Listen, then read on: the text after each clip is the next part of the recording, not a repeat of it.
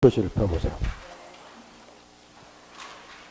오늘 지금 이제 하고 있는 것이 저번에 이제 하다 만 게 의서 표시가 일치하지 않는 경우, 요게 이제 107조 저번에 이제 마지막 이야기들은 신현 의서 표시가 107조에 규정이 되어 있고, 그 다음에 이제 108조 오늘 배우고자 하는 것이 이제 허위 표시고, 그 다음에 이제 109조 착오한 의서 표시가 나오는데, 일단 이제 이 세 개는 의서 표시가 일치하지 않는다는 것은 똑같고, 따라서 이제 신현 의서 표시와 허위 표시는 한 끗 딱 차이인데, 여기는 이제 허위 표시는 개념에서 이제 특히 유념해야 될 것이 상대방과 통모하여서 행한 진이 아닌 의서 표시를 허위 표시 그러니까 개념에서 알 수 있다시피 허위 표시는 진한 의서 표시하고 똑같다는 거예요. 그것이 뭔만 차이겠나? 통모하여서 행한 진한 의서 표시다 그러니까 통모한다, 요거 하나만 차이가 있어요. 개념에서 알 수 있다시피 우리 이제 실생활에서,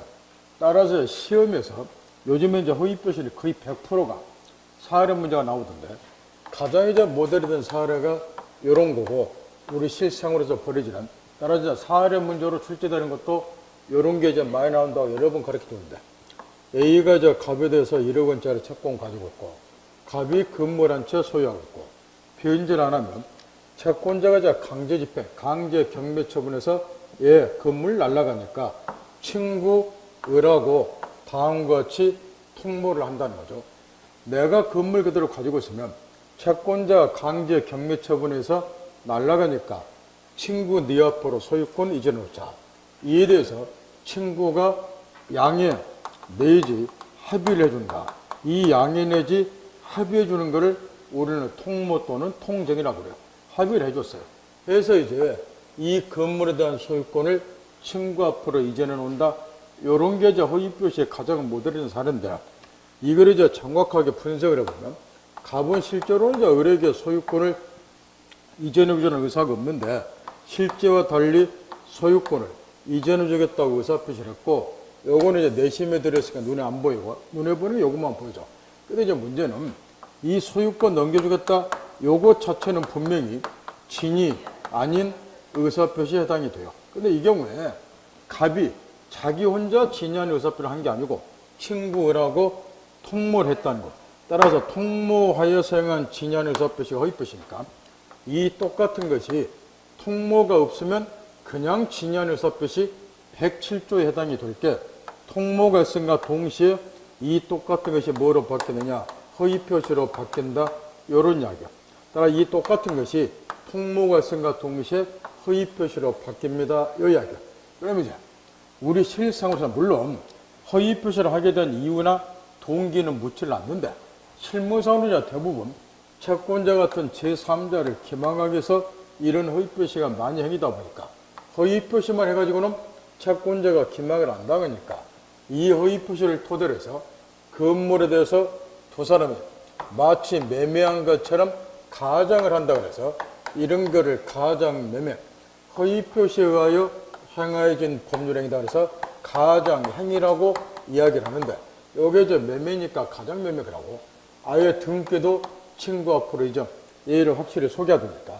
그러면 이제 우리 민법 108조 1항에 하면 이 허위표시는 당사자사에서는 언제나 무효다 이렇게 되어 있어요. 그러면 의사표시가 무효니까 이 의사표시를 요소로 성립되는 가장행위, 이 법률행위도 따라서 무효가 되고, 따라서 이제 을은 등기는 가지고 있더라도 소유자가 아니고 여전히 소유권은 갑에게 있으니까 결론 채권자 A는 이 건물에 대해서 여전히 등기는 A한테 넘어갔다 하더라도 원래 채권자는 채무자 소유물에 대해서만 강제 집행하는 거예요. 얘가 이제 소유자니까 그대로 강제 집행이 가능하다. 결론이 이렇게 돼요.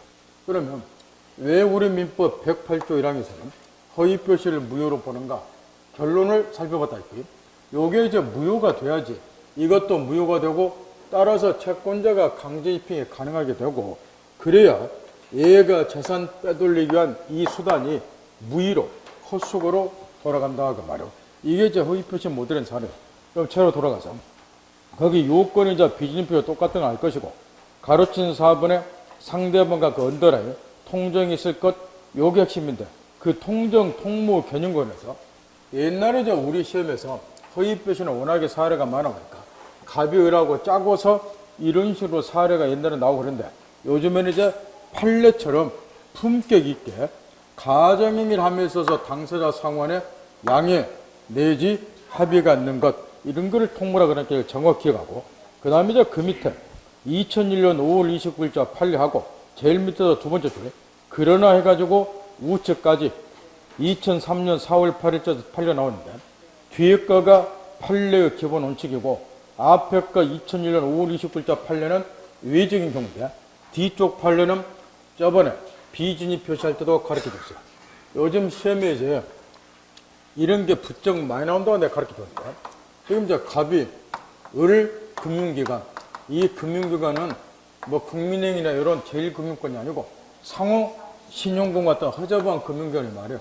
그래서 이제 이 상호 신용금으로부터 1억 원을 대출받고자 하는데 자기 명의로는 대출 못 받는다 한도가 초과돼서 그래서 이제 친구 A 명의를 빌려서 대출을 받고자 한다. 그럼 명의 대여자 A를 형식상의 주체무자 실제 돈을 빌리고자 하는 갑을 실적인 주체무자 그래서 친구 A 명의로 1억 원을 빌리는 대출계약 체결 그러면 나중에 이제 만기가 도래하면 금융기관은 일단 형식상의 주체무자 명의 대여자에게 1억 원 변제하라고 책임을 물을 건데 이때 A가 비진입 표시나 또는 지금 우리가 공부하고 있는 허위 표시를 주장해서 책임에서 벗어날 수 있는가 이걸 가르쳐 준대. 우리 판례 기본 원칙 그 뒤쪽 것이 원칙이에요. 이 A는 내심으로도 채무를 부담하겠다는 의사가 있고 여기 핵심 포인트라고 그랬죠.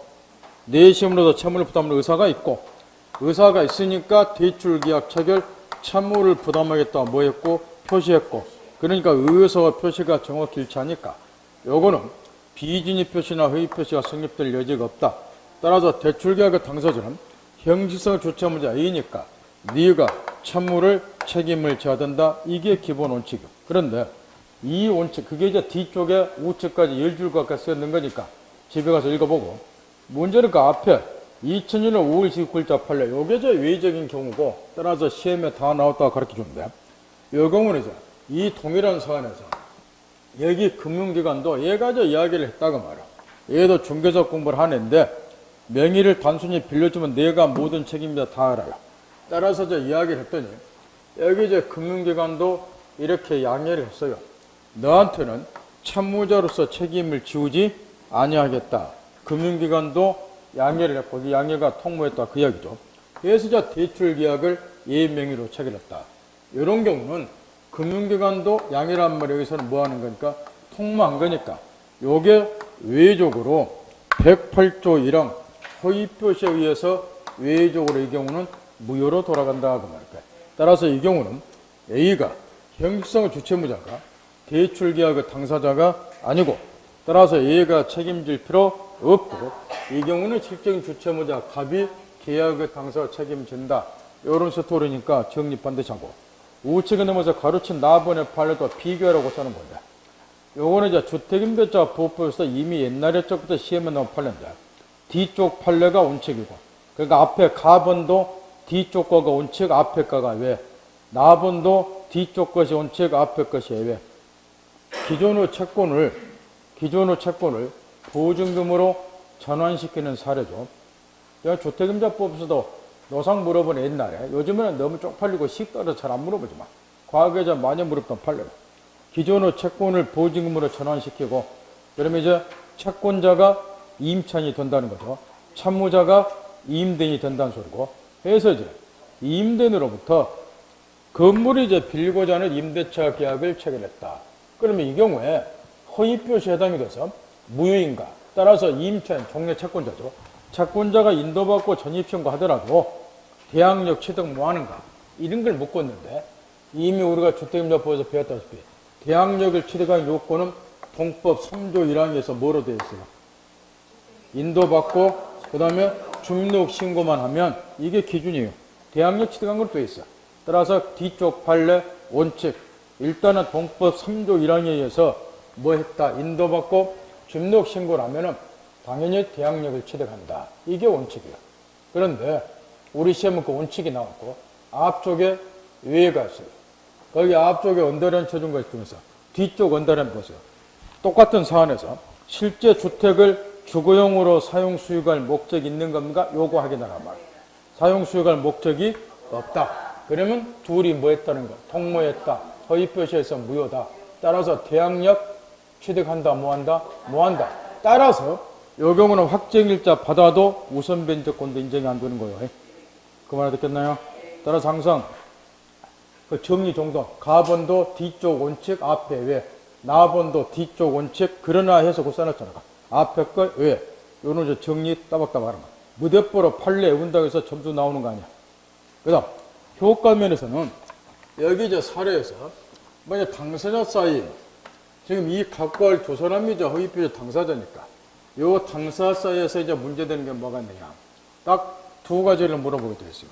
당사자 사이에 있어서는 지금 이제 주로 이런 채권자 같은 제3자를 기망하면서 허위표시 행위다 보니까 첫째, 이 허위표시가 혹시 불법이 아닌가? 선량한 봉소나 사익세와 판하는 거 아닌가? 여기에 이제 중요한 거는 이 허위표시가 불법에 해당이 되면 얘가 건물에 대해서 등기 우측 의뢰기 이전한 것은 불법 원인 급여가 되는 거야.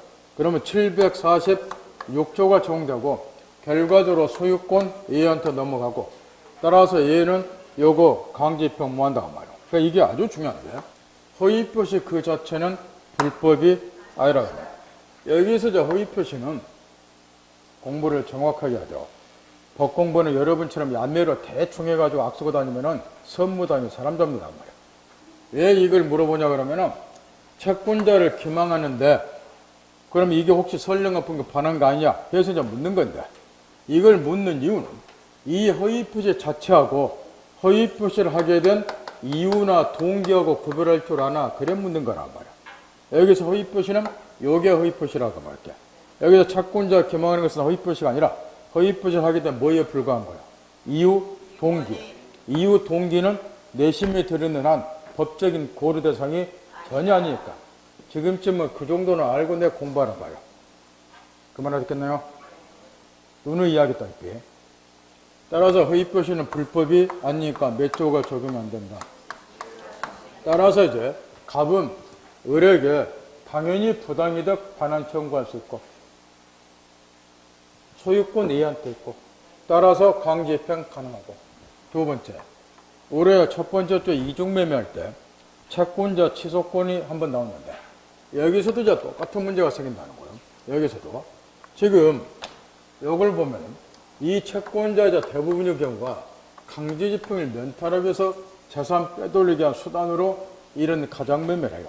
그러니까 이 가장매매가 채권자를 뭐 하기 위해서 해하기 위해서 한다 그래서 이런 걸 우리는 사회행위에 그럴게. 그럼 이제 당연히 채권자 A 쪽에서는 이 사회행위를 취소시켜주고 을에게 넘어간 재산을 갑 앞으로 원상 복구시켜달라.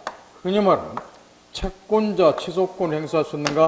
요게 이제 당연히 문제가 되는데 허위표시는 채권자 또 강제필 면탈을 사다 보니까 사회행위에 해당되는 경우가 대부분일 거란 말이야. 그래서 채권자 취소권 문제가 되고 다니죠. 저번에 이중매매 할 때 이런 걸 가르쳐 줬어요. 이중매매의 경우에 제1매수인이 갖는 소유권 이전 등기 청구권을 가지고는 채권자 취소권 행사 뭐한다. 이걸 가르쳤다. 그때 나 이유를 가르쳐 줬어요. 왜 소유권 이등기 청구권을 가지고는 채권자 취소권 행사 뭐한다고 가르쳐 줬나요? 채권자 취소권 행사하려면은 전제 조건이 하나 있다고 가르쳐 줬어요. 그 뭐야 돼? 금전 채권이야죠. 채권자 취소권에서 보전이 되는 피보전 채권은 금전 다시 읽어요. 이중매매 그 사례를 다시 공부하라고 말이야. 한 개 가르쳐주면 두 개를 알고 두 개 가르쳐주면 네 개를 알아야지. 거기 보면 금전 채권에다 써 있잖아. 이중매매 보면. 근데 이 경우는 소유권 이전등기 조건은 금전 채권이 아니잖아. 근데 여기는 뭐예요? 갑이 을에게 얼마 빌려줬다? 이거 금전 채권이잖아. 이런 금전 채권이야지 이걸 보존하기 위해서 채권자 취소권이 가능하게 된단 말이야. 따라서 이 경우는 이런 금전 채권을 보존하기 위한 거니까 채권자 취소권 행사할 수 있다. 따라서 요거 취소시켜달라고 청구한다. 요거 정리 딱 하고. 그 다음에 이제 무효 제3자에 대한 효과와 관련해서는 108조 2항. 요게 한 단계를 더 나갔을 때 하도 시험에서 물어본다고 저번에 일요일 날 이걸 집중적으로 가르쳐 줬는데 이 을이 등기를 가져왔다 보니까 그러나 소유자는 아니죠. 다시 양도를 했을 때 원칙은 항상 부동산의 경우는 공신 원칙 인정이 안 되니까 원칙 이해는 소유권 취득 못한다. 그러면 거래 안전을 해치니까 허위 표시에 의해서 이 계약에 행하였다는 것을 모르고서 매수한 자. 그를 우리는 선이라고 그러겠죠, 이렇게. 그래서 선이 제3자는 좀 아무것도 모르고서 지금 매수를 했기 때문에 보호 가치가 없는가. 그래서 우리 법 108조 2항에다가 허위 표시는 무효다. 그러나 무효를 가지고 선이 제3자에는 대항하지 못한다. 이런 규정을 두고 있으니까 얘가 선인 경우는 당연히 소유권 취득하고 악의 경우는 반대해서 가면 되니까 무효를 가지고 악의 제3자에는 대항할 수 있으니까 여기에 허위 표시에 의하여 행했다는 것을 얘가 알고서 매수했다. 이런 애들은 보호 가치가 없다는 거죠. 그래서 악의 자는 소유권 취득 못한다. 그래서 이 무효를 가지고 선의 제3자에게 대항하지 못한다. 이런 규정을 우리는 선의 제3자 보호규정 요리 이야기를 하고 첫 번째 유념할 것. 지금 우리는 이 허위 표시와 관련해서 선의 제3자 보호규정을 공부를 하지만 이 규정은 저번에 배운 비진입 표시가 외적으로 무효인 경우에도 동일한 규정이 있고 이어 나오게 될 차고 사기강발 이후로 취소한 경우도 선의 제3자 보호규정이 있고 동일한 내용이고 다만 시험은 주로 허위 표시와 관련해서 많이 출제가 되는데 이제 공부를 좀 했다 치고 한번 물어나 봅시다. 이 선의 제3자 보호규정은 비진입 표시, 허위 표시, 차고사기, 강박에 똑같은 규정이 들어있어요. 근데 100% 허위 표시에서 주로 출제를 한다고 말이에요. 그 이유가 뭘 것 같나요? 생각 좀 하면서 공부를 하는가.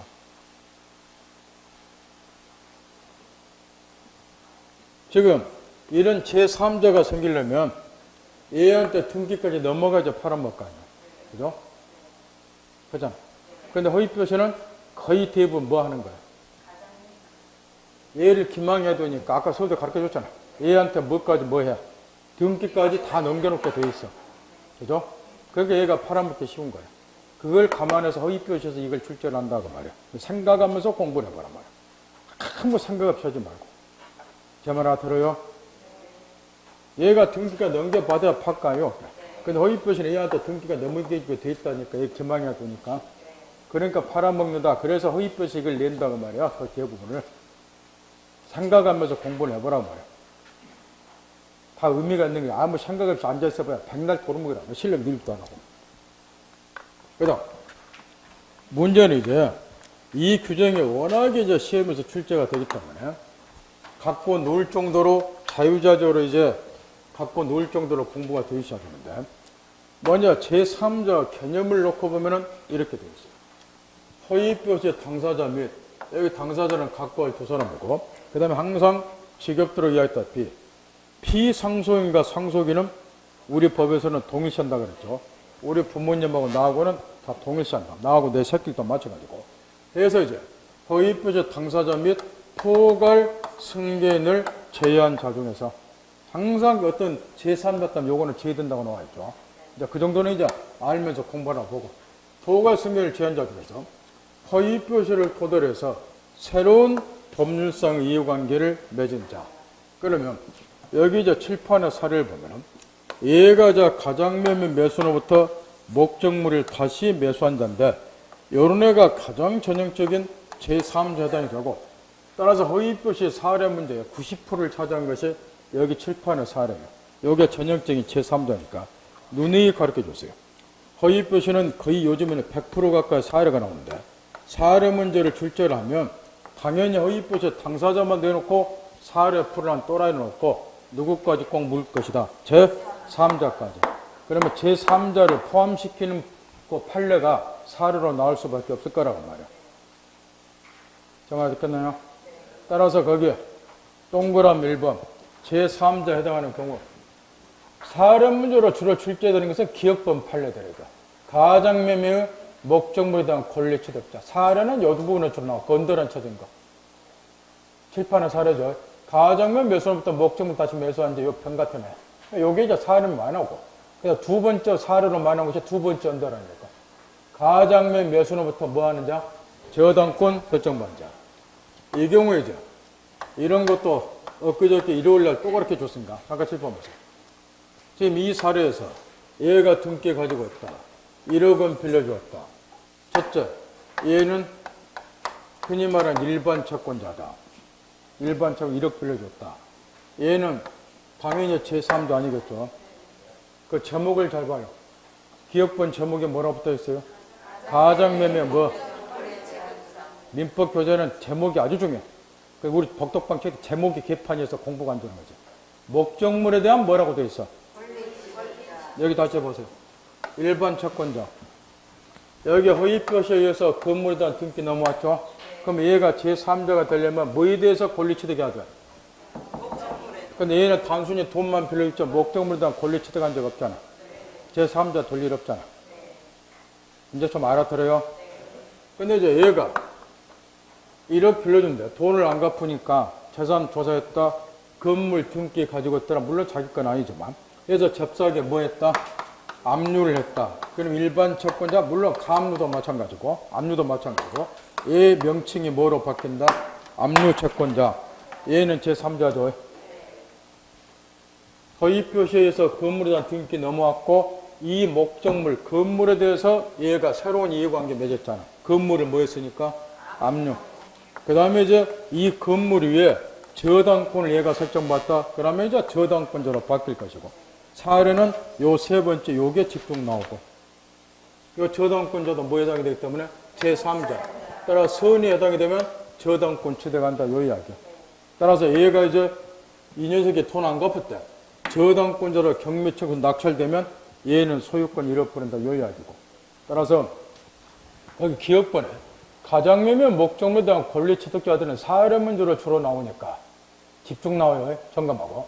요즘에 사례 아닌 걸로 단순히 제3자 해당이 되냐 안 되냐 물어볼 때 집중 출제되는 파트는 니인범 판례들이고 가장 전세권을 기초로 권리 취득한 자. 최근 3년 동안은 이 부분에서 판례들이 쏟아나왔단 말이야. 단순히 이제 단답식식으로 물어봤을 때 제3자 아니야 고를 때 그게 그 니인범 판례들이야. 따라서 이제 이것도 자유자재로 내가 갖고 놀으라고 내가 신신당부를 했는데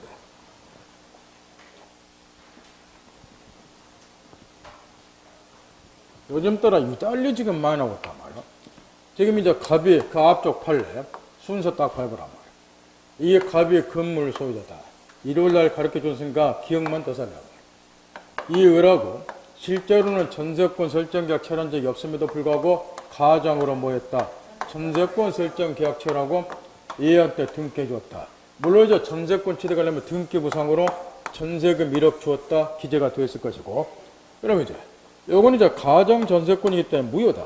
따라서 을은 등기부상으로 이 건물 위에 전세금 1억으로 전세권 설정 받았다고 등기됐다 하더라도 실제 전세권자는 아니다. 지금 이렇게 됐는데 그럼 왜 이렇게 가장으로 전세권 설정하냐? 거기 언더나 안초롱 부분에 쓰였다시피 요 전세권을 가장으로 해서 설정하고 이걸 은행에 담보로 넣고 대출 판다든가 요직거리 하기 위해서 앞에 그런 수가 쓰였죠.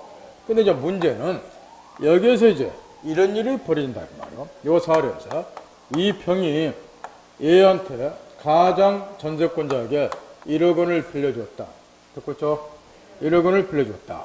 그런 다음에 담보를 잡아두니까 이자 앞으로 전세권이 설정이 됐고 전세권은 기상권과 더불어서 저당권은 격차가 되죠. 이 전세권 위에 얘가 뭘 설정받았다? 최근에 이제 판례는 근저당으로 되어 있으나 뭐 저당권에도 상관이 없고 저당권을 설정받았다. 얘 제3자인가? 이건 작년인가 재작년 시험에 나온 거고. 당연히 제3자잖아요. 요거는죠. 여기 지금 가장 전세권에서 얘가 전세권을 취득한 것처럼 등기부상 나와 있고 요걸 토대로 해서 다시 저당권 설정 받았으니까 새로운 이해관계 맺잖아요. 허위표시를 토대로 해서 전세권 위에 다시 저당권 설정 새로운 이해관계 맺자니까 제3자. 선임에는 실제로 얘는 전세권자 아니에요. 등기부상으로 전세권 있는 것좀 돼 있지. 근데 얘가 이제 그 위에 저당권 설정 받으면 제3자니까 선이면은 저당권 취득. 문제는 이제 이런 게 나왔을 때 전세권부 채권 요즘에 가압류에 관한 판례가 유달리 시험에 계속 나오고 있으니까 전세권부 채권을 가압류한 녀석 또는 저당권부 채권을 가압류한 아들 다 똑같은 애들이니까 갖고 놀아 그런다. 여기서 찾으세요. 전세권부 채권이 뭐인가 이게. 여기에서 시험도 그대로 나오니까 전세권부 채권이 뭐야 그 말이죠. 이 전세권에 의해서 담보받는 채권을 말하니까 등기부상 기재되는 전세금 1억 요게 전세권부 채권이잖아. 실제로는 얘는 전세금 반환 채권 없어요.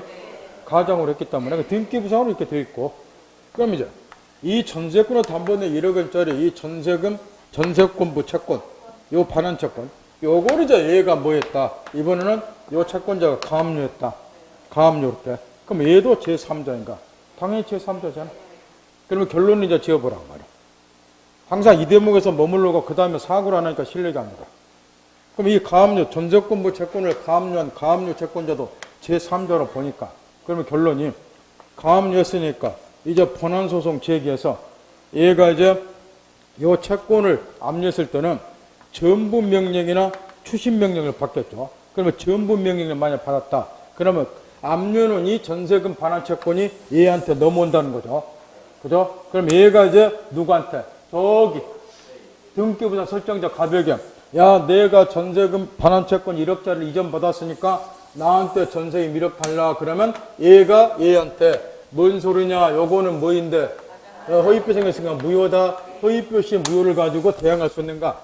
요거는 가장으로 전세권 설정했으니까 나는 전세금 1억 줄 거 없어야. 그러니까 1억은 너한테 못 줘야. 이래 할 수 있는가? 그거 묻는 거야. 된다 안 된다? 안 된다. 그러니까 1억 지불해야 된다 이 이야기. 무슨 알겠나요? 이렇게 꼭 결론을 지어보라고 말이야. 그 야매로 이해도 못하면서 그 단어 몇 개 외우느라고 1년 내내 쨍똥 잘좀 하시고. 이 가압류가 얼마나 교재에 많이 나오나 말이야. 확인했죠? 요즘에 그 니인번 판례들이 쏟아 나오니까 그 정리 꼭 하란 말이야. 그 다음 니일번의 파산 관제행. 파산 관제행. 이것도 정리 좀 잘 해놓으시고. 특히 이제 요 판례와 관련해서 여기 왼쪽 판례. 이와 관련된 판례들이 요즘 또 시험에 쏟아져 나오니까 일부러 지금 안 지어놓고 놔뒀는데 요걸 갖고 놀아준단 말이야. 지금 여기 왼쪽 사례에서 요 사례에서 요게 지금 형기사무 주체무자 금융기관이 통물에서 대출계약이 108조 1항에서 무효가 됐다. 일단 우리 시험에 나온 판례고 여기에서 파생되는 판례들이 억수로 시험에 나온단 말이야. 그 중에 하나가 이 파산관제이야. 그러면 이 사례에서 실판봐도 요 사례에서 이 상호신용국 금융기관의 대출 장부에는 대출 받은 애가 얘로 기재되어 있겠죠. 그러니까 실제로는 얘는 책임질 필요 없고 통모했으니까. 그러나 기재는 얘 앞으로 되어 있는 거 얘가 돈 빌린 걸로. 근데 이 상태에서 이게 이제 상호신용공고 나오니까 입다운 짓거리 하다 보니까 이게 파산 당한 게 돼 있어. 언론에 자주 보도하겠고. 파산 선고 받은 거야, 이게. 그러면 여기에 이제 저금을 해놓은 수많은 뭐 B, C, D 이런 애들이 있겠죠, 이렇게. 그러면 문제는 이제 이 상호신용공고가 입다운 짓거리 하다가 이제 파산 선고를 받으면 채무자 전 재산은 파산자단에 기속이 되고 파산자단에 기속이 된 채무자 재산은 누가 관리를 하고 파산 관제인이 관리를 하고 나 일요일날 지겹도록 가르치고 있어. 파산 관제인이 관리를 하고 그럼 이제 파산 관제인은 채무자 재산 상태를 조사를 해서 목록을 작성한다. 재산 목록을 작성하는데 마침 보니까 여기 이렇게 1억 빌려준 걸로 장부에 나왔더라 그 말이야. 그러면 여기 파산 관제인은 채권을 추심할 권한도 있고 이행기 도난 채무는 얘가 또 변제를 해줘야 돼. 그러니까 추심을 딱 한 거 이렇게. 대출 장부에 보니까 자네가 이 사무소부터 1억 빌린 걸로 돼 있대. 내놔라 했을 때 얘가 뭐 주장할 수 있냐 그 이야기야. 허위 표시 무효를 가지고 얘는 그럴 거 아니에요. 파산 권한한테. 내가 실제로 빌린 거 아니고 빌린 아는 내 친구인데 장부상으로만 내가 빌린 거로 돼 있다. 이거 통무에서 한 거니까 무효다 그 이야기야. 허위 표시 무효를 가지고 얘한테 대항할 수 있는가 이야기야.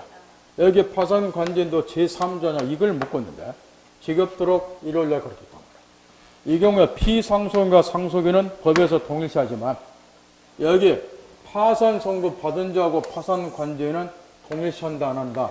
안 하니까 제3자인데 그 이유가 아주 중요하다고 내가 가르쳐줬어요. 그 이유가 뭐예요? 여기 이제 파산 사무를 처리한다 하더라도 채무자 개인적 이익을 위해서 파산 사무를 처리하는 게 아니고 총 파산 채권자 전원 후 공동 이익을 위해서 파산 사무를 처리하니까 비록 이자의 재산을 얘가 관리를 하지만 통일시에서는 안 된다. 따라서 얘가 이제 선이면 이제 보호가 되니까 얘는 허위표시의 무효를 가지고 선이 파산관계는 대항을 못하니까 실제로 1억 원 빌린 적이 없어도 1억 원을 변제하라 지금 이야기인다. 그러면 선의악이 여기서 이제 함정이 나온 줄 알았죠. 누구를 기준으로 선악을 판단하는가? 취지가 총파산채권자 전원의 공동이익을 위해서 파산사무를 처리하니까 제3대로 보니까 파산관계 개인을 기준으로 선악을 따지면 안 되고 뒷구절 한다. 거기 있잖아. 정리 따박따박 잘하라고 말이야. 그 다음 기타 이해 관계인에서 5치가 넘어가서 첫 번째 2004년 1월 15일자 채무자가 대출 명의만을 빌려준 통정의표시 경우 요 칠판의 사례요. 요거 대출 명의 통정의표시 경우 허위 대출 채권을 양수한 한국자산관리공사 2004년 1월 15일자 판례죠. 얘는 제3자 해당이 된다는 소린데 이놈하고 비교를 해야 될 것이 동그라미 2번에서 제3자 해당하지 않는 경우서 동그라미 니은번 있죠. 요게 지금 우리 시험에 왜 출제가 안 되는가 참 이해가 불가능한데 반드시 앞으로 나오게 돼 있어. 요거하고 비교를 하고 거기 니은번에 보면 계약상의 지위를 이전받은 자한테 가로 열고 닫고 부연 설명해놨어요. 이는 허위표시의 당사자로부터 개별 채권을 양도받은 양수인과 구별한다. 이 허위표시 당사자로부터 개별 채권을 양도받은 양수인이 방금 제일 위에 미인번 한국자산관리공사 요런 아들이 나오단 말이야. 거기 판례 날짜 봐보세요. 두 개가 똑같죠? 똑같잖아. 2004년 1월 15일. 똑같은 판례야. 똑같은 판례에서 이걸 구별하니까 100% 시험에 나오게 됐다고 말이야. 따라서 지금부터 칠판 보라고. 여기 보세요. 다시 이야기해. 요 사례는 갖고 놀아야 돼요, 이걸. 그래, 자꾸 지금 추진시켜 주는 거야. 요 명의 빌려줘 대출 계약 체결하고 이게 시험에 관련되는 판례가 쏟아 나오니까 갖고 놀아야 된다고 말이야. 지금 파악하고 있죠, 여기까지는? 그러면 이 사안에서 또 이게 대출 계약은 무효라고 말이에요.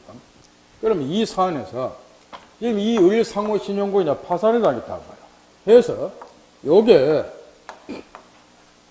비상호신용공고로 흡수 합병이 됐어요. 요게 이제 망하니까. 뭘 말겠나요? 그러면 요 대출 계약의 당사자 지위가 그대로 누구한테 넘어오는 거예요? 비상호신용공고야.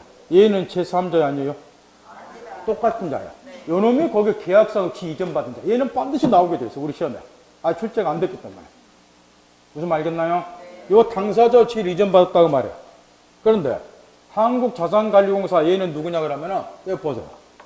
여기 이제 금융기관이 파산을 당했다고 말이야. 그죠? 그런 다음에 장부에 보니까 얘한테 1억 원 빌려준 거 나와 있을 거 아니야, 이렇게.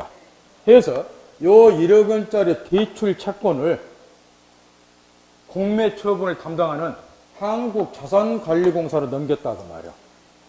지금 듣고 있나요? 그럼 보세요. 여기 비상호신용공고, 요 계약성의 질 이전반 상호신용공고하고 얘가 얘한테 빌려준 대출, 허위 대출 채권이죠.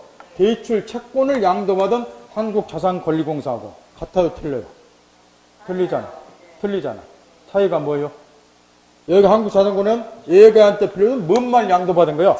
대출 채권만을. 근데 아까 이 비상호신용공고는 당사자 지위를 그대로 이전받은 거. 요거는 동일시하지만 대출 채권만을 양도받는 전형적인 제3자 해당이 된다 그 말이야. 그러니까 얘가 양도받았으면 이제 선이면 뭐라고 주장하는 거야? 선이면 얘한테 야, 내가 대출 채권 양도받았다. 그러니까 1억 원 나한테 내놓으라. 그러면 얘가 대출 채권을 양도받은 선의 제3자 양수인한테 요거 무효니까 1억 원 못 주겠다. 주장할 수 있다 없다? 없다 그 이야기. 그거랬나요? 요게 왜 시험에 안 나오는 건가 이해를 못 하겠다 말이야. 반드시 나오게 돼 있어. 두 개 구별 잘하라고. 그 다음 밑에 제3자 해당하지, 그 다음에 그 후에 기타 이해관계인에서 또 2004년 5월 28일 두 번째 언더란 있죠? 이것도 이 앞전 시험에 출제된 것이고. 아까 전세권부 채권을 감노한 애하고 똑같은 애야. 허위로 뭐 해준 거일까? 근저당 설정한 사례죠? 그러면 근저당권부 채권을 감노한 애도 제3조 해당이 되겠죠? 똑같잖아. 그 다음, 제3조 해당하지 않는 경우에서 디귿법, 제3자라는 계획에서 수익자는 직업비록 출제가 되고, 총칙에서도 계속 물어보고, 계약법에서는 사료 문제로 출제가 되고, 그 정리 반드시 해야 되고, 그 다음에 기타 이해관계에 앉아서 상속인은 반드시 또 정리해야 되고, 그 언더라인, 특히 상속인은 이게 사례 나올 때 안 틀리도록 유념하라고요. 여기 우측 사례에서 여기 이제 허위표시 사례 90%를 찾으니까 요 을이 사망을 했다. 그때 이제 병이 을이 부이고 병이 자식이다. 요때 이제 이 상속인 자식놈이 선인 경우에 여기 갑은 선의 상속인 병에게 나는 니네 아버지하고 가장으로 재산 빼들어서 가장 매매했으니까 소유권이 나겠다. 이거를 선의 상속인에게도 주장할 수 있는가? 얘는 선이어도 보호가 된다 안 된다? 왜냐? 비상속인하고 동일시하니까. 상속인은 포괄해서 제의가 되니까. 그래서 사례 냈을 때 깜박이면 이게 바쁜 마음에 본 시험장 가면 틀리고 나오니까 사례 냈을 때 속지 않도록 유념하는 거야. 상속인은. 그 다음 밑에 이제 다번에 선의와 관련해서 지겹도록 시험에 나오니까. 이 경우에 이제 이 병이 선이게만 하면 보호되니까 뭐일 필요는 없어요. 무과실일 필요까지는 없고. 그 다음에 얘가 저 선이냐 악이냐 하는 것은 누가 입증할 것인가. 제3자 병의 선이는 일단 추정이 되니까 얘가 악이라는 걸 입증하면 되고 뭐 다 하는 이야기잖아. 그 다음에 두 개 반드시 비교할 것. 제일 밑에 언더라인 27페이지. 선의 제3자로부터 다시 전등은 다시 읽어보세요.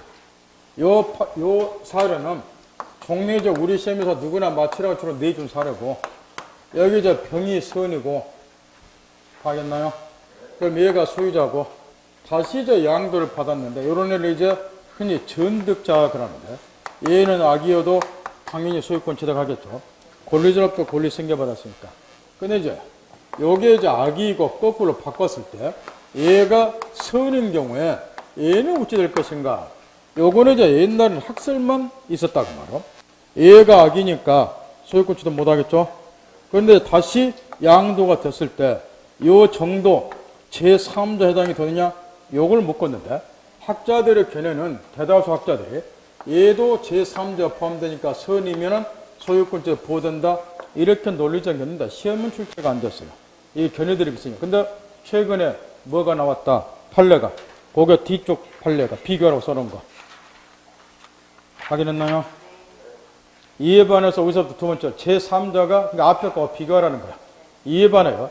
제3자가 악이고 전득자가 뭐인 경우? 선인 경우. 제3자로부터 전득자도 뭐에 포함이 된다? 제3자에. 따라서 얘가 선이면은 얘도 보호된다. 반드시 정리하고 두 개 딱딱 비교해서. 그 다음 대항하지 못한다. 라번에 요거는 이제 잠깐 칠판 보세요. 지금 이제 허위표시가 무효인 경우에 제3자 병이 선이면은 얘한테는 어느 누구도 무효를 가지고 얘한테는 주장을 뭐 하는 거예요? 허위표시 당사자뿐만 아니고 그 누구도 얘가 뭐인 경우는 선인 경우는 그게 이제 설명이 되었으니까 집에 가서 잘 읽어보고 밑에 사례까지 써놨으니까 그 다음에 허위표시와 구별할 개념에서 은닉행위 다시 칠판 잠깐 보세요. 요거는 이제 요즘은 이제 사례 문제가 좀 뜸하지만 과거에는 이런 사례가 여러 번 나왔다는 거예요. 갑이 부로서 토지 소유자다. 이 을에게 실제로는 을이 자식물입니다. 실제로는 증여를 하고자 하는데 증여세가 많이 부과가 되다 보니까 증여세를 포탈하기 위해서 마치 매매한 것처럼 가장을 하고 매매를 원인으로 해서 자식놈 앞으로 등기를 넘겨놨다. 이때 이제 가장매매는 108조 1항에서 무효가 되겠지만 이 가장행위 배후에 은폐되는 행위, 요 증여 같은 거, 요거는 뭐가 되냐? 요런 거를 우리는 글자 그대로 은닉행위일 거라고. 요거를 은폐시키기 위해서 매매를 가장했다. 그 이야기죠.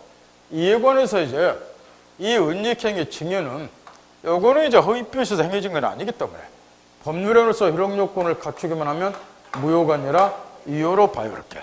따라서 이제 요 은닉행위는 일단 유효다. 이런 게 또 몇 번 나왔고 말로 매에서도 맞죠. 이게. 문제는 사례가 남았을 때. 그러면 이 사례에서 은닉행위가 유효다. 그러면 결과가 어떻게 되는가? 이 은닉행위 징계가 유효다. 그 말은 요 을이 이 토지에 대한 소유권을 취득할 수 있다 이야기예요. 그런데 여기서 이제 검토를 하나 해야 될 게 있다고 말이에요. 지금 얘가 소유권 취득하려면은 등기가 물론 얘 앞으로 돼 있어야 돼 부동산이기 때문에. 근데 등기가 돼 따라서 언제나 물권 변동이라는 거 아니잖아요. 소유권 취득하는 거 아니잖아요. 이 등기가 모이면은 무효면 소유권 취득 뭐 하는 거야 이게. 따라서 이 등기가 유효냐 무효냐 요걸 검토를 해야 되는데 그 이유는 지금 실제로 얘네들은 증여를 했는데 등기부의 등기원인은 뭐로 기재되냐? 매매로. 따라서 등기원인을 실제와 달리해서 기재한 경우도 등기가 유효냐? 이걸 검토하라는 건데 물권법, 등기법에 나오다시피 이런 등기도 우리 판례는 뭐로 본다? 유효. 따라서 결론 소유권 취득하고 그러니까 한 단계 더 나가서 사례에서 이걸 묻게 되었다고 말이에요. 그러면 이 사례에서 을이 이 토지를 다시 제3자 평이 양도했을 때 얘가 악인 경우에 소유권 취득하는가? 요걸 묻는데 얘가 소유자니까 얘는 권리자도 권리 생겨보니까 선의하게 불문하고 당연히 소유권 취득. 이렇게 사례 나올 때도 안 틀리도 하란 말이에요. 은닉행위가 유효도 하는 거나 초등학생도 알아요.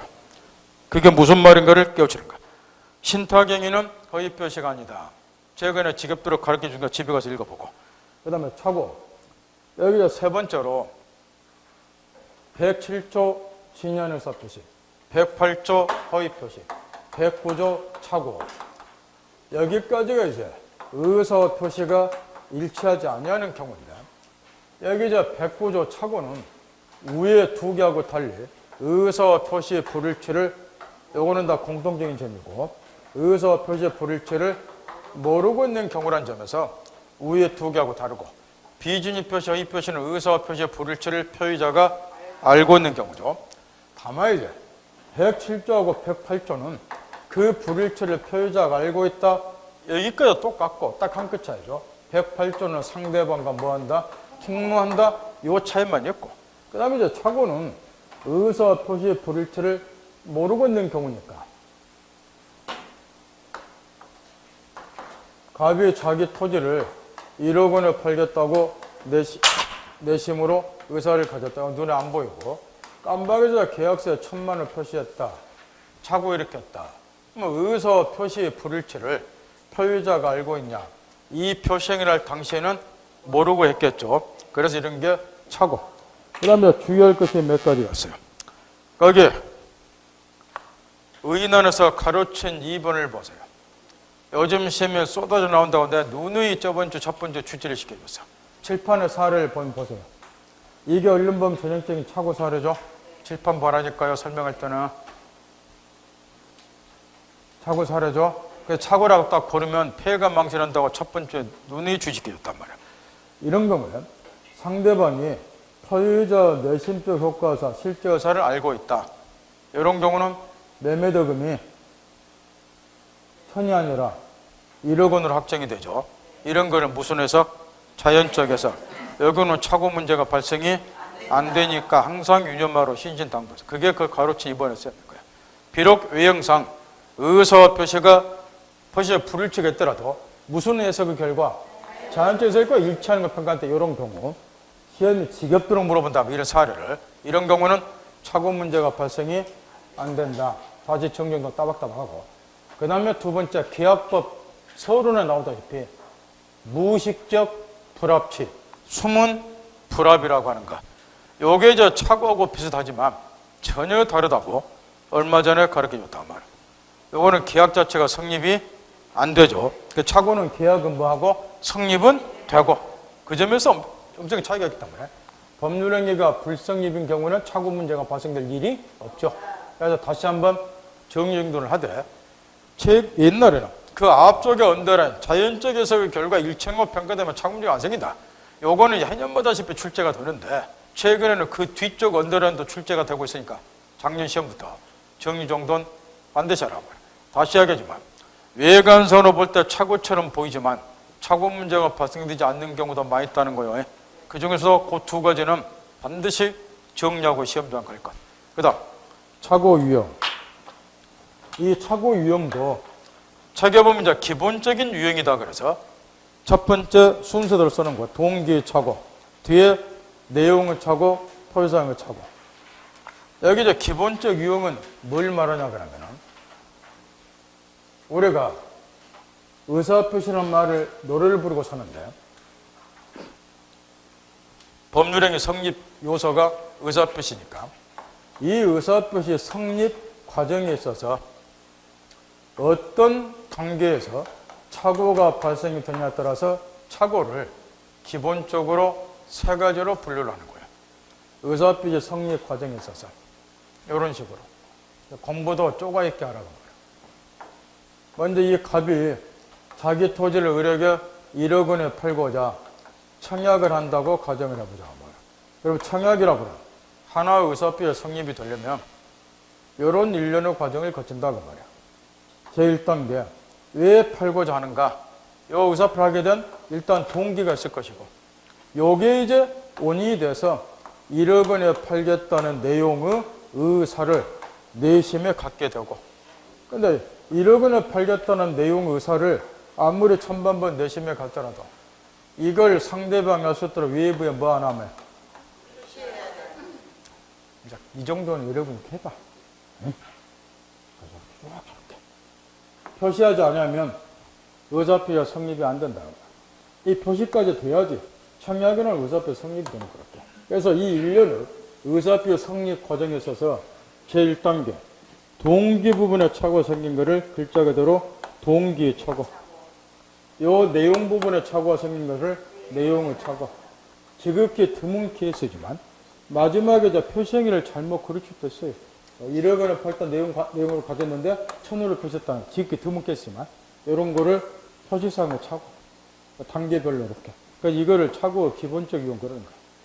따라서 순서대로 이해하라고. 우리 교재들처럼 개판으로 아무렇게나 똥 싸대게 막 써놓으면 그런 게 아니고 공부는 항상 법하고 체계적으로 시험은 당연히 동기 착오가 100% 나올 것이다. 이유는 우리 실생활에서 발생이 되는 착오의 대부분은 동기 착오에 해당이 되기 때문에 100% 이거 나오고 옛날에는 이제 내용을 교사에서 간혹 10년에 한 번이나 물어봤는데 요즘에는 쪽팔리니까 묻지도 안 하고 그래서 책에다는 요거는 생각을 해버렸고 궁금하면 기본서 찾으면 되고 동기 착오 다른 말로는 연유처로 그러는 거예요. 시험 등에서 통용되는 용어는 동기 착오. 이거는 글자 그대로 의사표를 하게 된 동기 부분에 착오가 생긴 경우인데 대표적으로 거기 판례 정도 예를 들었다시피 이런 경우 하도 물어봐요. 동기 착오는 갑이 토지 소유자다. 이 을이 갑으로부터 토지를 매수하고자 한다. 올해 중개사 시험이다 보니까 사례도 이제 그에 맞춰서 매수하게 된 동기, 주로 땅값 올라가는 것이 동기가 돼서 첫째, 공업단지가 조성된다는 것이 동기가 되어 주로 70년대에 사례가 이제 이렇게 나오고 그 다음에 이제 80년대 들어서 전철역 등이 많이 생기니까 철도역 또는 전철역이 생긴다는 것이 동기가 돼서 90년대 들어서는 이제 문민화가 이루어지니까 문민정권 들어서니까 각종 규제를 철폐하자. 그래서 그린벨트를 많이 풀어줬어. 그래서 우리 시험도 이제 거기에 맞춰 사례가 나왔던 거예요. 그린벨트 구역으로부터 해제되는 동기가 돼서 그러다 2000년대에 노무현 정권 들어서서 지방 분권화 때문에 도시계획이 지방에 엄청 수립이 됐다고. 그래서 그걸로 사례가 이제 바꿔나오고 도시계획이 수립됐다는 것이 동기가 돼서 이런 식으로. 그 전부 땅값을 올리는 동기들이죠. 그래서 토지를 이런 것 때문에 매수를 했는데 매수를 하고 보니까 이런 일이 생긴다 안 생긴다? 안 생긴다 그 이야기. 철도역이 안 생기는 거를 철도역이 생긴다고 착각했다 그 이야기죠. 그러면 원칙은 항상 원칙을 전제 동기 착오는 원래 착오가 아닌 거예요. 이게 동기 착오는 왜 그러냐 그러면 분석을 해보세요. 이게. 얘는 지금 이런 동기가 돼서 토지를 갑으로부터 매수하고자 하죠. 그럼 얘는 내심으로도 매수하고자 하는 의사가 있어요 없어요? 내시면 있잖아. 표시 당연히 뭐였어요? 매수하겠다 표시했잖아. 의사 표시 일치하잖아. 착오 아니에요, 이게. 이렇게 해보라고 하면 여러분 직접 이렇게. 그 야매를 어용경 하지 말고. 의사 표시 일치하잖아. 그 대신 어디에만 이제 오류가 있을 뿐이지. 요 의사 결정하게 된 동기 부분에만 좀 착오 있을 뿐이지. 의사 표시 일치하잖아. 그러니까 동기 착오는 뭐가 아니다. 착오 아니다. 따라서 원칙, 착오류로 취소한다, 뭐한다. 그게 원칙이야. 그래서 이제 외적으로 책으로 돌아가서 동그란 2번에 그 98년도 판례가 시험에 쏟아 나오니까 동기 착오를 이유로 취소하려면 언더라인 그 동기를 강의 의사표시 내용으로 삼을 것을 상대방이 뭐하고 표시하고 동기 착오도 저번에 가르쳐준 동기 불법하고 동일하게 생각하자는 게 이제 판례나 대답 학자들 입장이 표시가 되고 그 다음에 뒤쪽 언더라인 당설사에 별도로 그 동기를 의사표현 내용으로 삼기로 하는 뭐까지는 필요 없다. 합의까지는 이루어질 필요가 없다. 표시만 되면 되니까 합의까지 이루어질 필요는 없다. 요게 동기 착오에 난 가장 기본적인 판례. 우리 시험에 지겹도록 출제가 되는. 문제는 동그라미 3번 판례. 그러나 해서 한 단계 더 나갔어. 요즘에 또 이것도 또 지겹도록 나오더란 말이야. 동기가 경우에 따라서 표시가 되지 아니하더라도 착오를 취소한다고 보는데 동기가 상대방을 부정한 방법에서 뭐가 됐다? 유발이 됐다. 또는 동기가 상대방으로 또 제공이 됐다. 이런 경우는 동기가 표시되지 아니하더라도 동기 착오류로 취소할 수 있다. 이 사례를 거기다 맞춰보면 얘가 왜 이런 동기를 갖게 됐는가? 이런 동기를 여기서 상대방의 부정한 방법에 의해서 이러한 동기가 유발됐다. 이 갑이란 놈이 동네방네 헛소문을 뻗들었다. 내 토지 주위로 전철력 들어온다고. 그래서 이자 헛소문에 의해서 이자 동기가 유발이 됐다. 그 말은 이자 동기랑 이자 부정한 방법에서 유발이 됐기 때문에 당연히 취소하도록 해줘야죠. 그거 당연한 거고. 이때 저 판례와 관련해서 거기 보면 첫 번째 90년 7월 10일자 판례가 있어요. 공은 휴게소에 가는. 앞에 판례 입장 언더는 딱 쳐놨고 그에 관한 예컨대 가지고 판례 사례가 쓰였다고 말이에요. 다 칠판 보세요. 그 사례가 지금 엊그저께 여러분 시험에 출제된 사례인데 출제된 이유가 있어요. 이 판례 사례는 두 가지 점에서 아주 중요하기 때문에 점검을 다시 해보라는 건데 내용은 이런 거란 말이에요. 지금 이 갑이 여기 대구의 두루성 공원이라는 공원에서 이제 벌어진 사건인데 이 두루성 공원 부근에 자기 사유지, 개인 토지를 좀 많이 가지고 있었어요. 근데 이제 일요일날 보니까 두루성 공원에 등산객도 많이 오고 그래서 여기다가 휴게소를 설치해서 운영을 하면 돈을 좀 벌지 않겠나 해서 휴게소를 설치해보자 생각을 하고 대구시에 문의를 했던 거예요. 어떻게 하면 됩니까? 그랬더니 시 공무원이 그렇게 알려줬어. 뭐 기부천납하라고. 휴게소 부지 및 그 다음에 여기에 시설물, 건물도 있겠습니다. 그 다음에 이 사람이 여기 이제 휴게소 부지 주위로 휴게소 부지보다도 16배 면적이나 되는 개인 사유지를 가지고 있었는데 이것까지 싸그리 시에 기부 천납해야 된다. 그래야 휴게소 설치해서 운영할 수 있다. 이렇게 알려준 거예요. 여기 휴게소 부지에 네가 건물 짓고 휴게소 운영하려면 요거 하고 그 다음 네가 개인적으로 가지고 있는 요 부지 16배 면적이던 사유지까지 싸그리 시에 뭐 해야 된다. 기부 천납. 보통 기부 천납하고 이런 거 많이 하잖아. 공공장소에서 뭐 설치해서 운영도 하고. 기부 천납은 민법으로 말하면 무상으로 시에 주는 거니까 증여죠. 증여를 다 한 거예요. 근데 이제 나중에 보니까 여기 16배 면적이 되는 요 토지는 기부 천납할 필요가 없더라고요. 근데 왜 기부 천납했느냐? 시 공무원이 금령을 오해해서 잘못 알려준 거니까.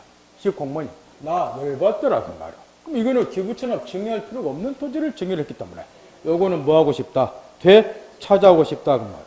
근데 되찾아오려면 내가 지금 이 사람 입장에서 착오해서 이걸 증여했다는 거야. 착오리로 뭐 하고 싶다는 거죠? 취소하고 싶다는 거야, 이게. 근데 이제 여기서 두 가지 것이 문제가 덮인다는 거야. 두 가지 것이. 나는 착오해서 기부천납 증여했으니까 요거는 찾아오고 싶은데, 문제는 여기서 두 가지 건도 논란이 된다, 그 말이야. 여기 지금 취소를 하려면, 지금 이 사람 입장에서는 내가 지금 왜 기부 체납할 필요도 없는 16배 토지를 지금 기부 체납했는가? 차고 일으켰냐 그 말이야. 그 동기를, 요거 기부 체납하게 만든 동기를 누가 부여했잖냐? 상대방 시 공무원이. 그러니까 이제 동기를 상대방 시에서 제공했다는 거예요. 그걸 주장한 거예요. 그러니까 나는 이 16배 면적을 왜 기부 체납하는가? 표시 안 하더라도 당연히 요거는 취소가 되어야 된다는 거예요. 첫째, 동기가 누구로부터 제공됐다. 상대방 시 공무원 제공됐다. 그걸 취소하려는 거. 근데 여기서 또 한 가지 난관이 벌어진 거예요. 또 한 가지가. 그래서 이제 그게 또 시험에 많아. 일단 우리 시험 여기까지 출제됐는데 뭐가 난관이냐. 지금 법률행위 내용은 전부가 아니라 그러지 일부분에만 착오가 발생된 거 아니냐고 말이야. 원래 요거는 기부처럼 해야 되니까. 그러니까 여기서 이제 또 논란이 된 것이 요즘 시험에 자주 물어요. 법률행위 내용 일부분의 착오사가 존재할 때 일부 취소도 허용이 되는가? 요게 이 사건 논란이 된 거야. 만약 일부 취소가 허용이 안 되면 못 찾아온다는 거야. 근데 다행스럽게 요 사건에서 일부 취소가 허용이 되는 걸로 판례가 나왔다고 말이야. 그래서 요 두 가지 사건 때문에 우리 시험에도 이 판례가 출제가 됐다는 거야. 따라서 거기에 가로 열고 닫고 부연설명 제 밑에 특히 이 경우에는 초과해서 증명한 부분에 대한 뭐가 허용이 된다? 일부 취소 허용이 된다 해서 일부 취소가 요 사건 뒤로 우리 시험에 자주 나온다고 말이야. 그걸 정리를 잘 하라는 거야. 그 다음 기타 특수용의 착오, 표시견의 착오, 법률의 착오 여러 목칭에 집에서 읽어보고 옛날에 이제 표시견의 착오 같은 거 나왔는데 그 까마득한 옛날 일이야. 그래서 그래도 이제 어쩔지 모르고 한번 읽어보라고 예의도 드나 읽어보고 법률의 착오는 최근 5, 6년 전에도 한번 나온 적이 있어요. 법률의 착오도 이제 보통의 착오 똑같이 취급을 해요. 중요부는 착오는 취소할 수 있고 집에서 읽어보고 그 다음에 착오 요건이 또 핵심인데 착오 유형에서는 동기 착오가 핵심이고 두 번째로 이제 착오에서는 요건이 중요하다고 노래를 불러줬는데 그 이유는 이런 것 때문에 착오 공부할 때는 항상 이걸 이음도 두고 공부를 해야 된다는 거예요. 이 갑이 이제 자기 토지를 을에게 1억 원에 팔겠다고 내심으로 의사를 가졌다. 눈에 안 보이고 깜박에서 천으로 표시했다. 가장 쉬운 표시상의 착오. 이걸 보고 얘가 천에 사겠다고 승낙했다. 그래 매매 계약이 성립이 됐다. 나중에 정리처리가 보니까 요리 돼 있더라. 착오를 이유로 취소하고 싶다. 이제 스토리가 이렇게 될 건데 문제는 이런 거란 말이야. 얘가 저 착오를 이유로 1,000만 원 채권을 취소를 해버리면 이 계약이 이제 처음부터 무효로 돌아가기 때문에 상대방은 아무 잘못도 없이 얘가 착오를 이유로 취소함에 있어서 얘한테 무슨 귀책 사유가 없잖아요. 아무 잘못도 없이 얘는 엄청난 불이익을 입게 돼요. 왜 그러겠냐면 이게 지금 결과적으로 취소하면 무로 돌아가는데 얘는 이 계약이 지금 유효하라고 믿는 거예요. 더더욱이 땅값이 왠지 모르게 싸게 금매물로 나온 것 같고 그걸 사자. 그래서 은행 등으로부터 대출을 받아서 대금도 다 준비를 했는데 취소해서 무로 돌아가 버리면 돈 쓰지도 못하면서 용자금도 이자만 물고 있으니까 엄청난 손해가 생긴다 이런 이야기요. 근데 문제는 얘한테 무슨 잘못이 있냐 없다는 거예요. 이게 문제라고 말이에요. 따라 착오 공부를 할 때는 무조건 착오를 했다고 그래서 소유자가 취소하면 안 된다 그 말이야. 상대방은 아무 잘못도 없이 불이익을 입으니까. 그래서 착오는 요건이 이제 시험에서 쏟아져 나오게 됐는데 일단 우리 법은 다음 두 가지로 제한을 좀 하고 있죠. 첫째, 법률행위 내용으로 중요 부분에 착오를 일으킬까. 둘째, 그러니까 상소와 경미한 착오는 취소하면 안 된다는 거. 얘 보호를 위해서. 그 다음에 법률행위 내용으로 중요 부분에 착오가 생기더라도 언제나 또 취소하면 안 되는 거예요. 얘 보호를 위해서. 따라서 이런 착오를 킨데 대해서 표의자에게 중대한 과실이 없을 것.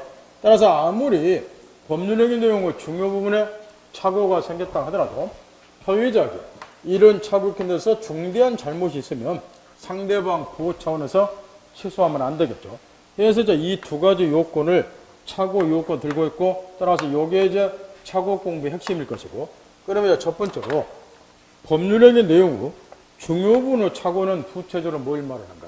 일단 이제 학설이나 판례는 요리 이야기를 한다는 학설이나 판례는 표의자 개인만을 기준으로 중요 부분에 해당하는 여부를 판단해서는 안 된다는 거. 왜냐? 여기 표의자 개인을 기준으로 하면 모든 게 다 지한테는 중요할 수밖에 없겠죠. 그럼 다 중요 부분에 착오가 되었구나. 그럼 언제나 취소하니까 얘 보호가 안 되는 거야. 따라 주관적으로만 판단하면 안 되고 사회 일반 입장에서도 중요 부분에 해당이 되는가 여부를 검토를 해야 된다. 따지자 결과적으로 중요 부분에 해당하는 여부를 판단할 때는 주관적 표의자 개인을 기준으로 객관적 사회 일반을 기준으로 두 가지 요건을 모두 표준으로 삼아서 중요 부분 여부를 판단하라. 상식적인 이야기들인데 여기에 저 플러스 시켜서 우리 판례는 여기에 한 가지를 추가시키고 있어. 그게 뭐냐 그러면 왜 우리 법에서는 이런 경우에 차고리로 취소하는 걸 한번 생각을 해보라는 거예요. 지금 칠판의 사안에서 금방 우리가 알 수 있다시피 1,000만 원 팔게 되면 얘는 경제적인 불이익을 입는 거. 원래 1억에 팔겠다고 의사를 가했기 때문에 따라서 경제적 불이익을 면하도록 하기 위해서 차고 이렇게 쓰면 취소하시라 요리 되어 있는 거예요. 그러면 논리적으로 차고 이렇게 딱 하더라도 표의자에게 무슨 경제적 불이익이 없다고 할 것 같으면 취소할 필요 없겠죠. 따라서 이제 중요 부분의 차고 여부를 검토할 때도 차고제도 취지를 생각을 해서 차고 이렇게 딱 하더라도 표의자에게 그로 인해서 무슨 경제적 불이익이 없다고 하면은 굳이 취소할 필요 없으니까 중요 부분의 차고가 아니다. 정리 따박따박하고 왼쪽에 주관적, 객관적이고 두 가지 밑에 언더는 차고로 인해서 무슨 경제적 불이익을 입은 것이 아니라면 취소할 필요 없으니까 중요 부분의 차고 아니다. 따라서 예컨대 그 예에 해당되는 판례가 시험에 쏟아 나오니까 신용보증금에 관한 그 판례 있잖아. 그거 하도 물어보니까 정리 딱 하고 사업장에 가압류가 되어 있었음에도 모르고 신용보증금이 기업에 대해서 보증을 서주었다. 그런데 나중에 보니까 그 가압류가 뭐이더라? 원인 무효더라. 그러면 보증선, 신용보증금에 무슨 경제적 불이익은 없잖아요. 그러니까 중요부는 차고 아니다. 그런 스토리니까 그 말로도 물어보지만 이 판례 사례로 집중 출제하니까 우리 시험에서 정리 딱 하고 그 다음에 이제 중요분 차고 태양 구체적으로 이제 이런 기준을 이제 딱 학살 판례가 제시를 하고 있는데 이런 걸 고려해서 중요분에 해당하는 여부를 판단하라고. 이제 구체적으로 그러면 우리 판례가 이제 어떤 사안들을 세부적으로 들어갔을 때 중요분을 차고로 보고 또는 그 반대로 보고 있는가 거기에 우측에 나번에 중요분 차고 태양이라는 말. 중류란 소리를 태양이라고 표현해요. 동그라미 1번에 토지 현황 경계에 관한 차고. 이것도 이제 이점을 뭐 계속 반복 출제를 하고 있는 판례인데 내용은 예컨대 이런 거이고 대표적으로 이을이 갑으로부터 1800평 토지를 매수를 한다. 말라고 매수하냐? 경작을 하기 위해서. 그런데 매수를 보니까 1800평 중에서 물경 1355평이 하천부지더라. 이런 스토리. 그러니까 실제로는 1355평의 하천부지인 토지를 1800평 전부가 경작 가능한 토지로 알고 매수했다. 이런 이야기죠. 이게 토지 현황에 관한 착오. 요거를 이제 바꿔서도 출제했다고 가르쳐주는데 뒷구절 법률행위 뭐라고도 표현해요. 여기 법률행위 객체잖아. 이 토지가. 객체의 성질에 관해 착오 이렇게 했다. 그렇게 바꿔서도 물어보고. 이런 거는 보세요. 먼저 주관적으로 얘 개인을 기준으로 한번 중요분에 해당되는가 여부를 판단해 보라면 얘 개인 입장에서도 나는 이거 경작학에서 매수했는데 절대다수인 1355평 하천부지가 알았더라면 이 토지를 매수해요? 아니겠지. 중요 부분이야 개인적으로.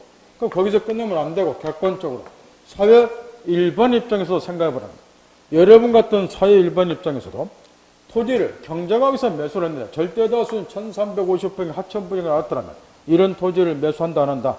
안 한다. 그래 객관적으로도 중요분을 차고니까 총체적인 결론 중요분을 차고 그렇게 결론 내린다 그 이야기. 그다음 주의할 것 뒤쪽 팔에도 다 시험에 나왔으니까. 그러나 일정한 사용 목적을 위해서 토지를 매입했는데 법령상의 제한으로 그 토지를 의도한 목적대로 사용하지 못하는 경우 이 매수는 차고는 뭐이냐. 요거는 이제 지금 내용이 지금 이런 스토리 판례인데 그것도 다 시험에 나온 기초고. 지금 이 의뢰한 사람이 갑으로부터 토지를 매수를 한다. 뭐 때문에 매수하느냐. 축사, 우사, 소우리. 축사를 지어서 소를 키워볼 요람으로. 그 매수놓고 보니까 요게 시설 녹지 지역이더라. 그래서 이 법령상의 제한 때문에 이 토지에다가 축사를 지어서 소를 키울 수 없더라. 요런 스토리. 뭐 알겠나요? 그럼 이거는 뭐에 해당이 되냐 그 이야기죠. 얘는 이제 소를 키우기 위해서 축사를 짓기 위해서 매입했죠. 그 매입하게 된 동기는 축사, 우사를 짓기 위해서. 근데 시설 녹지 지역이다. 법령상의 제한 때문에 지을 수가 없게 됐죠. 그래서 이런 거는 동기의 착오로 본다. 그 이야기예요, 지금. 중요분의 착오는 아니다. 따라서 원칙은 이 경우에 착오로 취소 못해요. 이걸 이제 표시했으면 취소가 가능하겠지만. 그 다음, 지적의 부조. 이것도 이제 지겹도록 가르쳐 줬어요. 일요일 날도 엊그저께 또 가르쳐 주고. 지금 이 두 개를 일단 다시 비교를 꼭 하고. 지금 토지 매매는 이렇게 두 가지 유형이 있다는 거죠. 하나는 필지 단위로 매매한 경우고, 얘가 특정 지번이 붙은 토지, 지번이 붙은 토지를 한 필이라고 하잖아. 한 필 토지 전부를 매입을 했다. 근데 나는 여기에 100평방미터로 생각했는데 나중에 실치가 하니까 90밖에 안 되더라. 또 하나는 무슨 매매가 있고, 1월도 가르쳐 줬잖아요. 수량을 지정한 매매가 있고. 이제 이런 거 틀리면은 정말로 가랑매나기 힘드니까. 최근에만 매 주마다 지금 가르쳐 줬어. 수량을 지정한 매매가 있고, 100 지정했고, 매매대금을 정하는 여러 가지 요소 중에서 수량을 가장 중요한 요소로 파악해서 평방미터는 100만원씩 1억 원에 매수할게. 실측해 보니까 90방향 이런 경우. 수량을 지정한 매매. 그러면 내용은 비슷한 것 같지만 전혀 다르더라. 여기 8년은 1번이다, 2번이다. 1번이죠. 위에가. 여기 지금 수량을 지정하면서 수량이 부족한 경우는 무슨 책을 물으면 돼요? 우리나라는 토지 매매할 때 일요일날도 가르쳐 줬다니까 3일 전에. 우리나라는 측량을 잘 안 하기 때문에 토지 매매할 때는 항상 보면 실제 면적이 무슨 면적에 매달하더라. 계약 면적에 매달하는 경우가 대부분이더라. 가르쳐 줬죠? 근데 그때 무슨 매매에 해당이 될 때 안에서 수량을 지정한 매매에 해당할 때 안에서 무슨 책임 묻고 514조에서 담보 책임 묻고 그 위에 책임 물을 수 없죠? 따라서 밑에는 이제 담보 책임 물으면 되니까 착오 문제가 발생할 일 없어. 근데 위에는 수량을 지정한 매매가 아니까 담보 책임 물을 수 없죠? 그러니까 이제 무슨 문제를 따지는 거야. 얘가 이제 나 착오 이렇게 90을 100으로 착각해서 취소하려한다 이야기인데 요거는 담보 책임 물을 수 없잖아. 담보 책임 물으면 수량 지정한 매매해야 되니까. 따라서 착오 문제를 따지는데 요거는 이제 중요 부분의 착오냐 그게 관건한 거죠. 근데 우리나라 현실 고려볼 때 이런 거는 중요 부분의 착오가 아니라는 거지. 따라서 실무에서 일처리할 때 어떻게 하라고 내가 신주 당부를 했어. 토지 매매 알선할 때는 가급적이면은 수량을 지정한 매매를 해서 정확히 설명을 꼭 해주시라고. 나중에 면적의 계약 면적의 실제 면적에 미달하면 꼭 싸우게 돼 있으니까. 지급도를 가르쳐 줬다고. 일요일 날도 가르쳐 줬어? 3일 전에. 네. 그때는 한 10분 이상 가르쳐 줬구만은. 그 일주일도 아니고 3일 만에 이제 못지래요, 그게.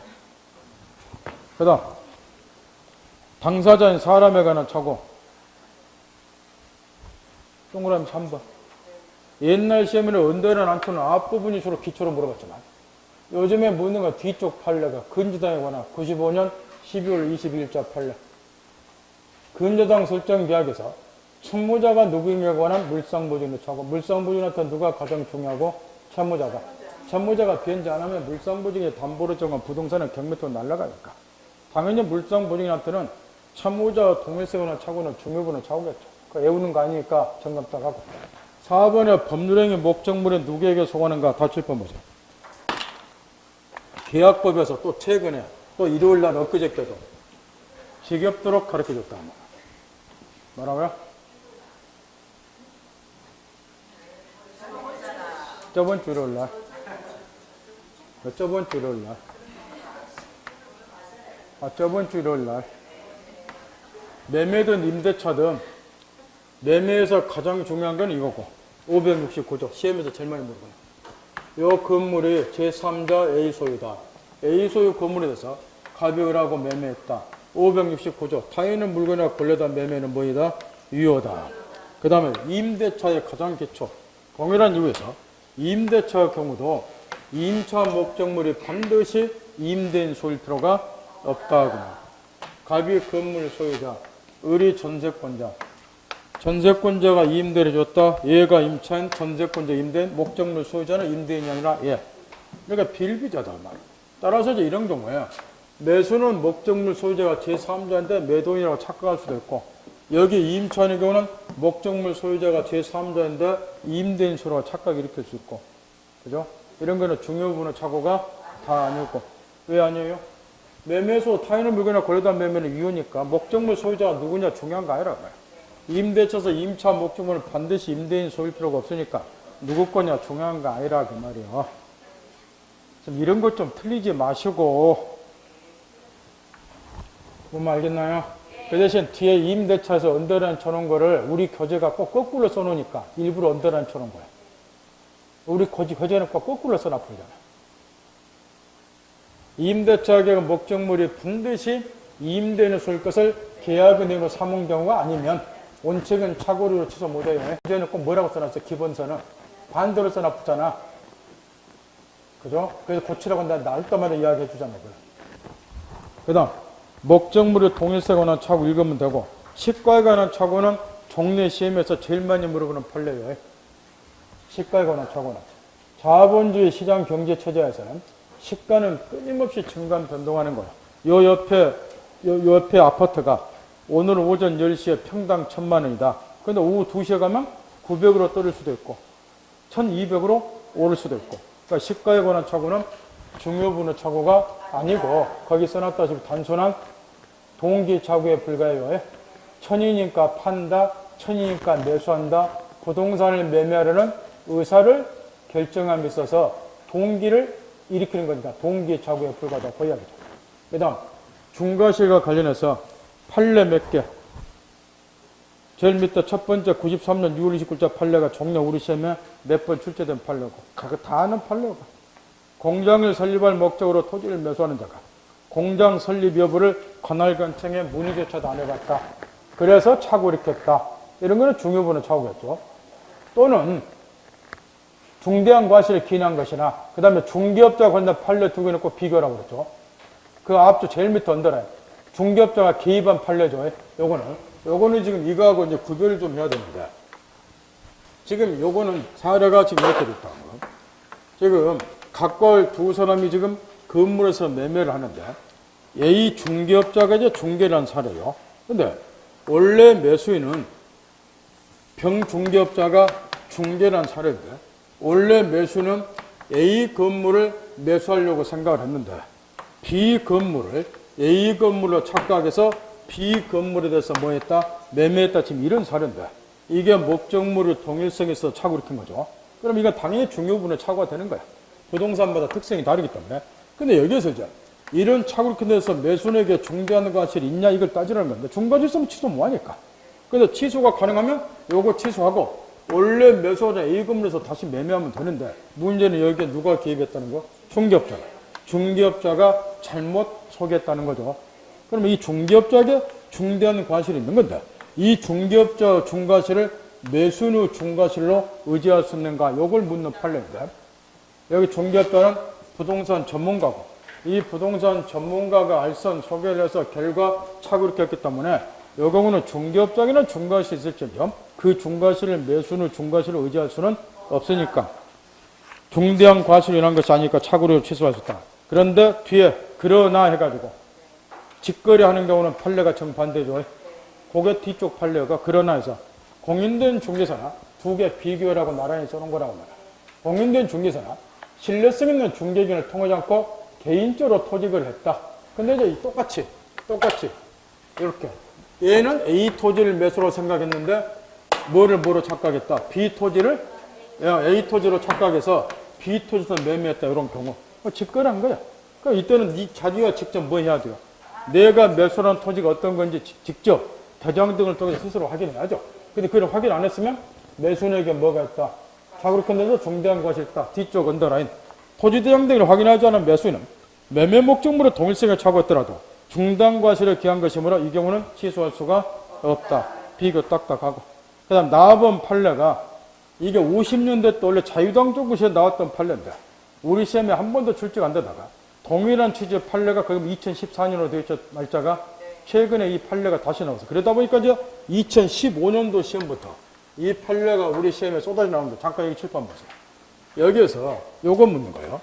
지금 얘가 차고 이렇게 돼서 중대한 과실이 있어. 중요분호차가 해당되고 중대한 과실이 있다는 거예요. 그럼 원래는 얘 보류해서 취소하면 안 되겠죠. 중대한 과실이 있으니까. 그런데 왜 중과실이 있으면 취소 뭐 하도록 되어 있냐. 상대방을 보호하기 위해서. 취지가 그거야. 근데 이 사안에서는 얘가 착오에 의해서 이런 의사표를 했다는 것을 상대방이 뭐하고 있다는 거예요. 알고서 그걸 이용했다는 거죠. 이런 경우는 설사 얘한테 착오 이렇게 돼서 뭐가 있더라도 중대한 것이 있다고 하더라도 얘를 보여줄 필요가 그러지 없다는 거예요. 왜? 착오 이렇게 했다는 거 알면서 이용했으니까. 이런 경우는 중고를 있더라도 뭐 한다? 취소. 그래서 요 판례도 그 나와버리. 한 번 또 2015년부터 나오니까 다시 또 점검해요. 원래는 이제 50년대 때 나온 판례야. 1950년대. 자유당 정권 시절에. 다시 나오니까 점검 딱 하고. 그 다음에 이거 다번에 입증 책임. 자유자료 갖고 놀아야 돼요. 그 입증 책임 거 다번에 쓰면. 요렇게. 잠깐 칠판 봐보세요. 이것도 이제 요 두 놈을 딱 놓고 갑은 악착같이 불이익을 면하기 위해서 뭐 하려고 하고 취소. 상대방을 얘가 취소하면 내가 불이익을 입으니까 상대방을 얘가 취소 뭐 하도록 막아야 될 자고에 다른 말을 바꾸면 갑은 무효를 주장하는 자고에 그래야 보호가 되니까 을은 거꾸로 유효를 주장하는 자고에 취소하면 불이익 입으니까 말 바꾸려 틀리지 말라고 말이야. 그러면 얘는 이제 취소하고자 하니까 얘가 입증할 것 나 착오 일으켰다 착오 존재. 근데 그 착오가 뭐이다? 중요분호 착오다. 그러니까 뭐 할란다? 취소할란다. 이렇게. 요 착오 일으켰다 중요분호 착오 하는 것은 취소하고자 하는 표현적 입증하는 거야. 그럼 듣고 있다가 얘는 취소 못하면 막아야 되니까. 그런데 당신한테 뭐가 있더라? 중대한 과실이 있더라. 그래 취소 못한다. 취소하지 못하게 막으려는 상대방 쪽에서 바꿔 말하면 유효를 주장하는 상대방 쪽에서 중과실을 입증하니까 제발 좀 외우지 마시고 무지하게 물어보는데 제가 하는 것 좀 해봐요. 그렇게. 얘는 취소하고자 하는 놈이고 얘는 못하게 막아야 될 거 아니야. 불이익을 면하려면. 그럼 어떻게 해야 될까 생각을 하면서 말 바꾸기도 잘하니까. 그 다음 여기 109조는 간혹가다 물어보니까 이제 언더는 안 쳐놨는데 가로친 3번 임의규정으로 봐요. 간혹가다 한 번씩 물어봐. 그러니까 미리 당사자가 나중에 뭐 차고 이렇게 해서 취소할란다 뭐한다 쌈박질 하기 싫으면 미리 뭐 해버려라. 차고 이렇게 딱 하더라도 취소하지 않기로 하는 특약이 맺으면 취소 뭐 하는 거예요. 실무에서는 나중에 이제 분쟁의 소지를 미리 없애기 위해서 이런 식으로 이렇게 왠지 모르게 이게 뭐 천 이렇게 했는데 뭔가 그 계약서에 싸게 나온 것 같아. 그럼 이 자식이 나중에 꼴뚜리 잡을 수가 있다고. 실제는 원래도 천으로 팔고자 의사가 있어서 천으로 원래도 그 땅값이 계약서를 위해 엄청 올라가면서 한 10배가. 그럼 이 새끼 뭐 하고 싶어요? 왜? 뭐라고 우겨뿐다고? 처음부터 1000만 원 팔고자 했는데 집중! 처음부터 1000만 원 팔고자 했는데 계약서 땅값이 10배 올랐다니까? 팔기 싫죠? 그럼 뭐 하고 싶어? 뭐 때문에? 나는 1억에 팔겠다 의사가 했는데 저 잘못했어 이렇게 우길 수 있다 그 말이야. 착오를. 제 말 알아들어요? 그러니까 미리 뭐 해버려라. 특약 맺어버려 그 이야기라고. 이런 애들이 무지하게 많다니까요. 왜? 실제 의사는 여기 들으시니까 모르는 거예요. 그런 거 분쟁이 생긴다고 그것까지 그 말 알아들어요? 우리가 실생활 써먹자고 배우니까 합격은 당연히 해야 되고 또 써먹여야 되니까 생각 그걸 알아듣고 그러면 쉬었다 하죠.